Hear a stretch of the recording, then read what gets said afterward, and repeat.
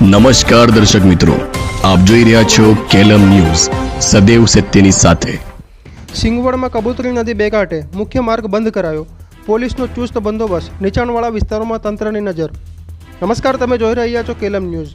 દાહોદ જિલ્લામાં છેલ્લા 24 કલાકથી ધોધમાર વરસાદ પડી રહ્યો છે, જેના કારણે સિંગવડ તાલુકામાંથી પસાર થતી કબૂતરી નદીમાં પાણીની આવક વધી છે અને નદી બે કાંઠે વહેતી થઈ છે। નદીના પાણી માર્ગ પર ફરી વળતા તંત્ર દ્વારા સાવચેતીના ભાગરૂપે નદી પરથી પસાર થતો મુખ્ય માર્ગ વાહન વ્યવહાર માટે બંધ કરી દેવામાં આવ્યો છે। માર્ગ બંધ થતાં આસપાસના ગામોના લોકોને અવરજવરમાં મુશ્કેલીનો સામનો કરવો પડી રહ્યો છે। કોઈ અનિચ્છનીય બનાવ ન બને તે માટે સ્થાનિક પોલીસ દ્વારા નદીના પુલ અને કિનારે ચુસ્ત પોલીસ બંદોબસ્ત ગોઠવી દેવામાં આવ્યો છે। પોલીસ કર્મીઓ દ્વારા લોકોને નદી પાસે ન જવા અને ફોટા વિડીયો ન પાડવા માટે સમજાવવામાં આવી રહ્યા છે। વહીવટી તંત્ર દ્વારા પણ નદી કિનારે આવેલા નીચાણવાળા વિસ્તારો પર ખાસ નજર રાખવામાં આવી રહી છે। હાલ કોઈ જાનહાનિ કે મોટા નુકસાનના અહેવાલ નથી।